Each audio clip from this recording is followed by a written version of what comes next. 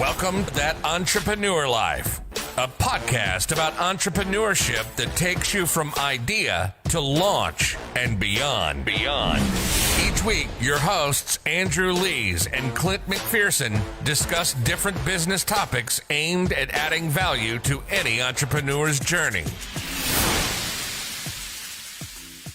Welcome back, everyone, to another episode of That Entrepreneur Life. I'm Andrew Lees, and I'm here with my co-host, Clint McPherson. What's up, brother? Not much, my man. Just like always, I'm excited, brother. We got a special guest today, and I want to welcome him to the show, Trent Bray. What's going on, man? Hey, guys. Appreciate being on here. This is an exciting opportunity. Absolutely, man. Yeah, we're happy to have you on the show.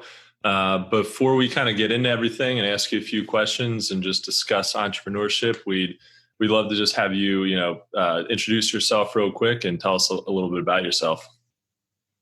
Yeah. So, like I said, my name's Trent Bray. I live in Salt Lake City, Utah.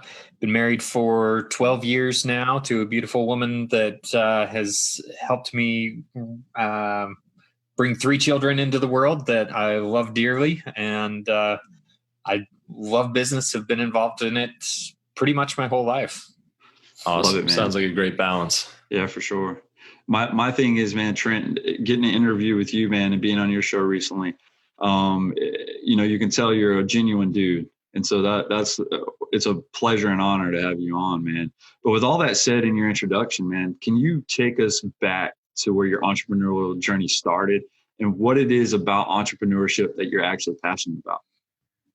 Yeah. Well, first of all, thank you for the kind words. I appreciate that. I feel the same about you. Having talked with you, you're a very genuine individual. So, my entrepreneurship journey kind of started probably about age 6.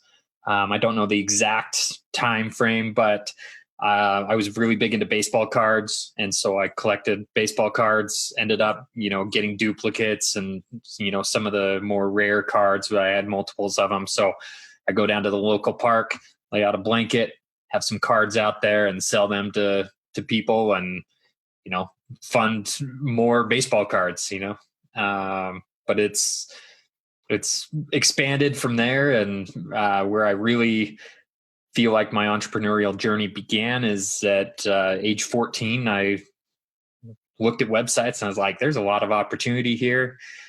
So I didn't have a way to really learn websites. So I right-clicked on the web page, hit view source code and reverse engineered HTML and started designing web pages for other people. Wow, that's pretty cool. Yeah, so you just got into it by I love that, reverse engineering something, not even worrying about, trying to teach yourself instead of, going out there and trying to get a whole lot of education on it before you started with anything. Like and you may have done that too, but it's really cool to just kind of figure it out on your own as you go. Yeah. At the time, there wasn't a whole lot of resources. I mean, you had, WebMonkey that would tell you, the hex codes for the colors. And, I figured out how to, through that, I had to figure out how to do like scrolling text, all the cool things that were on websites in the late 90s. So yeah, it's evolved from there for sure. A lot has happened. Sure. Wix has happened and all kinds of other all things. These drag and drop builders are just out of control these days. Yep. Yeah. So Trent, you've mentioned before that you kind of reached a point in your career where you felt like you were just getting by. Maybe you kind of felt like a hamster on a wheel. And, at that point, what was the most important thing that you did that you feel like you did to get out of that rut? So that's a good question because I feel like I've been in that rut multiple times. And so I can't say I know what it is every time, but I think really it's been a process of discovering who I am and my why. And that's a big thing is, knowing why I'm doing this, why I'm want to be an entrepreneur. Both my parents were entrepreneurs growing up. And so I got to see some of the lifestyle and it's like, oh yeah, that's fun. But I didn't always see the hard times and all the difficulties that they went through.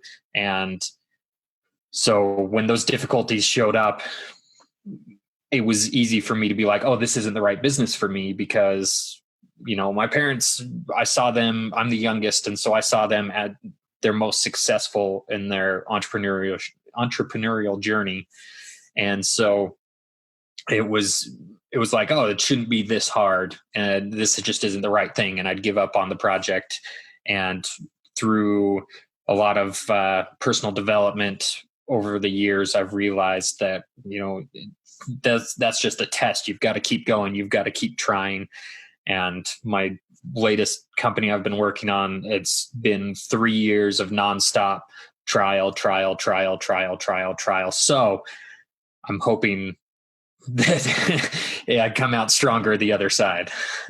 Yeah, for sure. I think with every venture that you have, there are different challenges, and it's not, I agree. It's not necessarily one thing that's that kind of gets you through to the other side and to be successful. But I definitely can relate. And I think a lot of us can relate to that sort of just getting by feeling. So, yeah. I love what you said, man, about, your parents being entrepreneurs and you not really seeing the struggle inside of it. And I think as parents, I'm a parent of 2 kids, even though times get tough, man, you don't want that to be a burden on them. And so I think, even though your parents, seem like they were killing it, right?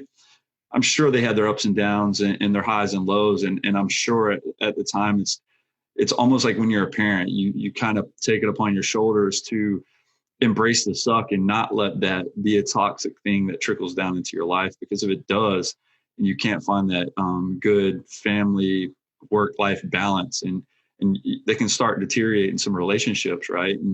And for me, I don't want to ever my 2 kids to look at me and see me as a failure, even though I might fail in my business or I might fail at some task at hand. I think a true entrepreneur, they'll find that edge, and they'll find that how to get out of that rut, even though you might find yourself there several times, like you said, and you might not be able to pinpoint exactly what caused it or why you're there. It's just the entrepreneurial journey, man. And that's how life is. And typically when you're a worker bee in some of these other businesses in a corporate job, you don't see those highs and lows, right? You just go into your job and your cubicle or whatever it is, and you're working, right? So you don't see what the CEOs and all the individuals deal with. So I just think that's inspiring, man, to know that you had family or your parents were those individuals that were like, hey, man, they didn't show the hard times, or you didn't visually see that, or actually, you didn't feel that specific thing to where, they're actually struggling. So that's cool. Yeah. And that brings up a good point for me, in that I do need to share that more with my daughter, who right now, my oldest is 7, and she came to us this week, my wife and I, and said, we've given her tasks around the house when she's motivated to get something or do something. It's like, okay, you can work on this. And, she puts in the hard work to earn the money to get whatever she's after. But she's like, you know what? I want to start a business. Like she wants the business. And it's like, all right, I know you're 7, but we're going to learn some lessons here. Let's talk about inventory. Let's talk about budgeting. Let's talk about, all these things that normally when she's had like a lemonade stand, it's like, we'll just provide the lemonade and she can keep the $4 she made or whatever. But now she wants to do dog washing, dog walking, poop cleanup. Like she wants to do everything dog services except maybe grooming. And so it's like, all right, well, let's go look at how much shampoo is. Let's go look at how much brushes are. We'll let you use some towels until you can afford to pay your own. And, just talking through all of the scenarios. And she's like, this is a lot of money. It's like, well, hold on, let's just back it up. This is, $100 worth of supplies, but if you do 20 dog washes, it pays for it. And then she's like, okay. And then if I do dog walking, that doesn't require any, inventory. So that's just like profit. It's like, there you go. You're getting it. The wheels are turning. Service versus product. Yeah. Yep. Start to figure out the advantages of everything. I mean, that's awesome to have that kind of knowledge at 7 years old. Or first of all, to have that kind of ambition at 7 years old is amazing. And then, for you guys to really, instead of just being like, that's cool, but you'll learn it eventually. It's really neat to really, teach her what and really go through the process with her. And the earlier you can learn those things, I mean, they're just such great life lessons. Like business is such a great thing to understand, I think, from an early age. So, yeah. I mean, I know for me, man, Trent, and I don't know about you, brother, but I know I didn't come from an entrepreneurial background. You obviously had parents that way. So I didn't get to see that portion of it. But I think that the impact that you're having on your daughter, man, is super cool, right?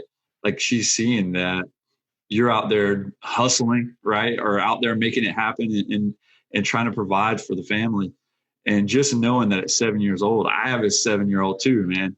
And he told me he wanted to be a kidtrepreneur. And I was like, dude, that's so awesome. Like just to hear him, he said, I want to be like you and I want to start my own business. Right. And so I'm sitting here asking him and grilling him too and asking him specific questions like, what do you want to do? What do you think you're going to be happy with doing? Right. What do you think? And just seeing him go through that process, man, is just cool and something that I'll cherish that I can, hopefully pass on down to him and say, look, it's not going to be easy, man. But at the end of the day, if you can figure out your why and you can figure out something that you're passionate about and strive for greatness, man. And there's the sky's the limit, right? We're our own worst enemies as entrepreneurs, and we typically are the ones holding ourselves back. And if we point the other finger at somebody and saying they're the reason we're being held back, that's the wrong answer, And I think you can't really let outside influences really impact how you make decisions in your business. Obviously, yes, to a certain degree, they do influence it, but it shouldn't hold you back. There should be a way that you can always strive for greatness, continue to move forward, and continue to make sure to not make any excuses, man. Absolutely. There's some saying that I'm going to mess up, but if it's basically, if you want to see who has been holding you back and, not advancing your business, go look in the mirror. For sure. I mean, that's a perfect saying. So Trent, after being a recent guest on your podcast, man, Hustle Today, which was a lot of fun, we both spent a little bit of time talking after the interview about that we realized we both have a lot more in common than we don't, right? And it was cool getting to have that instant connection with you, man, just by being organic and just raw with you. And I know that you love, and I think I read this on your LinkedIn bio, that you love spending time working on ideas that go from good to great. And that you've been running your own business in some form or fashion, which you just talked about selling baseball cards at the age of 6, I believe, and then web design in a web design company at the age of 14, reverse engineering everything, which is just nuts to me. How important is it for you though, with you just mentioning your daughter, how important is it for you to find that work-life balance with the love of your business and family? Great question. So this has been helped by my wife a little bit, but the hours of 5 p.m. to 8 p.m. are like sacred in the household. I don't do any work during that time because that's dinner time to bedtime. Summer it's 9 p.m. or something. It's like I can work around those hours, but those hours I've got to be there for sports things. I've got to be there for, to have dinner with the family, to spend quality time with the kids, because honestly, growing up with entrepreneurial parents, they were so focused on the business that they weren't around a lot. And so, we had good moments in there and, they were doing what they thought was best for the family. So no judgment there, but growing up in that atmosphere, it's like I need to spend more time with my kids than my parents spent with me. Granted, again, I'm the youngest, and so it's a little bit different, being at the tail end of things. But I definitely learned from that I do need to spend some quality time with the kids. It's not necessarily going to be quantity, but it is definitely time where I need to just focus on them. Yeah, absolutely. Yeah, having those boundaries is good, and definitely it's something that we it's difficult to balance. Business and family, and it's tough to just kind of put the business aside sometimes. But it also, having that balance really ends up giving you more happiness in the long run. I think that the time away from business and just thinking about all the things that I have to do actually helps me more than just trying to dig in for another couple hours. Sometimes, especially when you're getting tired and you just need some time away. So it's really cool to be purposeful about that. And I think it's important though to realize that we're only so productive with a set amount of hours anyways, right, throughout the day. Mm-hmm. I think as entrepreneurs that we do find ourselves stretching thin and thinking we can get a lot more accomplished. And I think we've talked about this several different times on the show that, it seems like if you don't have that strict, schedule or something that, okay, from 8 to 9, I'm going to read emails and respond to them or this and that, and allocate that time and prioritize is a huge thing, right? Knowing what you have to have done in a timely manner is huge, because there are things that can wait. There's things that you have somebody else do, like a virtual assistant, like I have for my digital marketing agency, that things that are not pressing at the moment that I can kind of like pass on to somebody else, right? It's not passing the buck off, but at the end of the day it is, right? Because you're like, hey man, this is important, but it can wait a week or two. But since I have somebody that does that for me, then I can go ahead and give it to them. And then when that week or two rolls around, it's there. And so I think, again, man, just, dude, that time with family, the time and just prioritizing, whether it's with the wife and kids, they need attention. And for me, my family worked from paycheck to paycheck growing up, right? And so it was one of those things that, again, even in the corporate world or when my dad was working for UPS or doing whatever, there wasn't many family vacations. I mean, there wasn't a lot of family time outside of like, okay, I'm here on Friday night. Now it's the weekend. It was one of those things that you get to see them for a few hours. And then, it's like crazy. And I remember strictly, like, I think it was high school when I took my first family vacation with my dad. And it was just like, I never want my kids to experience that. And it's nothing, like you said, you can't blame your family for doing what they think's best, but also they're trying to provide. And I remember I had no worries as a little kid about, dinner. I never had worries as a little kid about a living situation, whether it was in a trailer, whether it was in a house, wherever, right? I always had a roof over my head and I had food to eat. And so for me, it was one of those things that wasn't a worry, but it's one of those things as an entrepreneur, we always have to think about where the next dollar is coming from, because we have to make that money so this house can be over your kid's head and the food can be on the table. Yeah, 100%. Yeah. So we've all had failures, or most of us, I'd say, as entrepreneurs have had failures, along the way, whether it's an entire business failed or, there were big parts of that business that, we had issues with. And Trent, you've talked about how you've had some failures in business, and usually you can kind of attribute those to lack of persistence or maybe quitting too early, which I thought was interesting. From your successes and failures, how do you know when a business just needs some more attention and when you need to just cut it loose? It's a great question. I think so I've talked to some people about this on my podcast, and it's one great way to do it is to set expectations prior to starting the business. But what it really comes down to is back to that why. Why are you doing it? If you don't have that established beforehand, it's going to be pretty easy to give up. Sure. But if your why is to impact 1 million people, you're doing them a disservice if you quit early.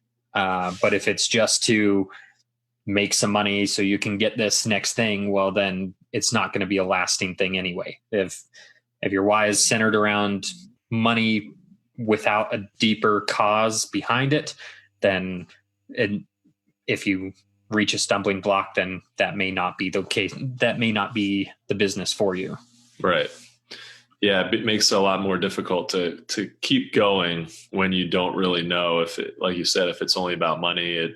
I mean, that's definitely the goal for a lot of people. You know, we're all trying to make money for sure. But if you're not offering something that customers want to, find valuable and that they want to purchase, and then it kind of falls apart if you're only focused on the money part of it. So yeah, I mean that's a great point, and it's so difficult. I mean, there have been a lot of times when I've just thought, man, I don't know if I need to just keep going. Is the pot of gold right on the other side of, am I like right there? Or, I still struggle with that.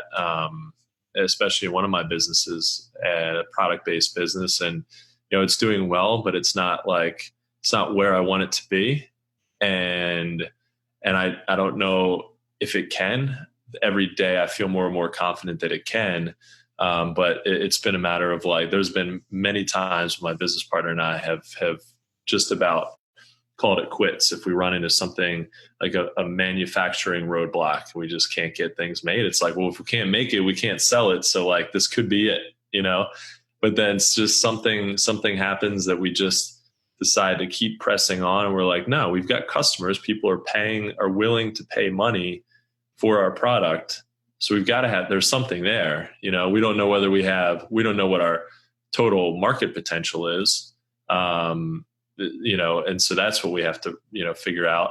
But still, we just kind of keep going, and then we get through something, and then we just have more of we get more hope, I guess. We get more validation that, yeah, we're on the right track. But it's hard because there's definitely been times when it's like, man, maybe it's not a great use of energy to keep this going. Yeah, I think that relates back to what your dream is behind it, your why. Because I mean, one person that I put kind of on a pedestal, at one point was Andy Frisella, who is worth hundreds of millions of dollars at this point. Very vocal entrepreneur, but I met him last year, and I realized it was one of those things where it's like, I encourage people to meet your heroes because you'll realize they're just regular people. He's just a regular guy who had a dream and never gave up on it. And he talks about it very fully about how awful the first 10 years of his business was. He'd collected $50,000 total over the first 10 years of his business. And now he's worth hundreds of millions of dollars because he just kept going, because he was so deep rooted and saw the change. His company is based around supplements, and he's like, I saw the change in people. I knew this was the right thing. I knew this is going to benefit people, whether the money comes or not. Great. But I know I'm making a difference, and I'm going to keep at this until I can impact as many people as possible. That's cool. Yeah. And sometimes it's just a matter of hey, if you can help one person, or if you can help 10 people, that number is sort of arbitrary, in terms of how many customers you need to be successful. Well, yeah, obviously it definitely depends on how much revenue you want to make. But I mean, you can maybe you're completely happy making less revenue and just impacting, a few customers' lives in some way. And then that's enough. Then it's all right, that not making me wealthy, but right now at least, but it's it helps somebody else. And so it gives you some purpose, which can really be everything. And that purpose alone, besides the money, can be enough to just keep it going. It's hey, this is enough for me now. And if it grows and it gets better and better, and I figure out different ways to make more money or to have more impact, then great. But if not, it's good where it is. I really think that when you take and what I'm getting out of this really is adding value, and it's the thing we talk about all the time, right? If we focus on adding value in everything we do, right? And that's what I'm passionate about. That's why we started the podcast, add value to other entrepreneurs' journeys, to ask questions, to let everybody know that being an entrepreneur is not always easy. But I really think, adding value, and you continue to operate that way on a daily basis, regardless of the monetary value that comes after that, it's going to happen, right? Money comes from educating somebody and adding value. Anytime you educate somebody, what are you doing? You're adding value to their situation because they didn't know that specific point or specific thing ahead of time. And so I love the fact that it's just like, hunker down and at the time you might like the individual you just mentioned, Trent, for 10 years, man, only make $50,000. And it's like, I'm pretty sure every day it was a struggle for him at some point to say, like, I have to tuck it in. I have to pack it up. I have to toss the towel in, man. Where's the white flag so I can wave it? But the persistence and him continuing to move forward and not letting that deter him in any way. And like, it might've been hell, but dude, he walked through hell and came out on the end, and now he's balling, right? It's like he might have not reached his end destination, but he always had that vision to keep going. And do that stuff like that's just inspiring, just in general. And that's really why we're doing this show, man. To have individuals like you on, to have individuals like that just have a story, and to hear that it's not easy. I mean, entrepreneurship, guys. If you come on our show and tell me from day one that you haven't failed, that you haven't succeeded, you know what I'm saying? I'm like, it's like that you've succeeded and you're done. Like you just packed it up and wrote the end chapter in your book and put the end on it and stamped it. Dude, no, man, you're not a true entrepreneur, man. It's like, times are tough from time to time, and you gotta, know your why, man. Trent, and you mentioning that and us talking about it several times on our show, man. I really believe firmly in that. Absolutely. So, brother Trent, man, let's go through your entrepreneurial journey from the highs to the lows, man. Just what has been the most difficult thing about being an entrepreneur? Man, one thing. It could be a few, man. We just typically you probably have a laundry list, like all of us. But what is that one thing that you would really? And it could be a couple, man. Yeah, honestly, it's getting out of your own head is the most difficult thing. And so, one thing that I love to do is, I will reach out to other entrepreneurs and see how I can help them. Totally trying not to be selfish with it, but it usually ends up helping me, because it's like, what are you struggling with? And it's like, oh yeah, I can help you with that problem. I can help you figure that out. That's no big deal. And then it comes back to me. It's like, oh, well, if I can handle this person's problem, I can handle this little hiccup that I have of my own. So it's getting out of my own head, because there's so many times that we've already talked about where we're the ones holding us back. And that is often the case. I feel imposter syndrome all the time, where it's like, why am I even talking to this person? I shouldn't be here. I'm not worthy of this, and all that stuff that runs through your head. That's honestly the hardest thing to get over. And it comes back to, the ask, it's like, why am I asking these people for money? I'm not anybody, I'm not somebody, and so it's been difficult to go through that. And I think it's gonna be a lifelong process of trying to get over that, but that's probably the most difficult thing I deal with. Yeah. Getting out of your own head is definitely difficult. That's something that, it's, you have to focus, and you have to be clear-minded enough to be able to run your business and make day-to-day decisions. And, but it's tough, because there's some days when, you feel like everything's shooting off to the moon in a good way, and then the next day you're just feel like you're getting trampled on. So like trying to get out of your head and really just step back and be like, all right, it's just, it's mostly all about like, hey, do I have something valuable that somebody wants? Yes, cool. Then it's just a matter of consistency, I think, for, and just executing. And if you just keep doing it day after day, and like, you're eventually most likely going to succeed.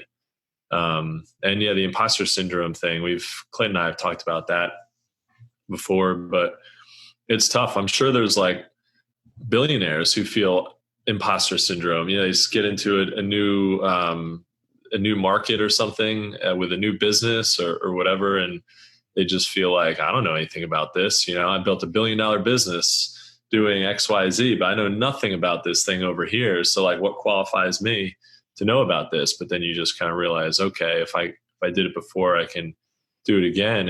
And I think, the more experience you have in business and in life, you realize you have enough experience to be like, oh, I felt this way before about something else. And then I just learned more about it. I just, figured it out, and I felt more qualified, and so I can do it again, and that's that experience. Definitely, the more experience you have, the more it helps you get through things, because you're like, I can kind of done this before. I know, I know how to get through obstacles. So yeah, that's kind of going to taking action. I mean, I saw a quote today that was 1 hour of action is worth more than 9 hours of studying. Like, it's just, you can get better at those things that you feel are holding you back if you actually just take the action and do it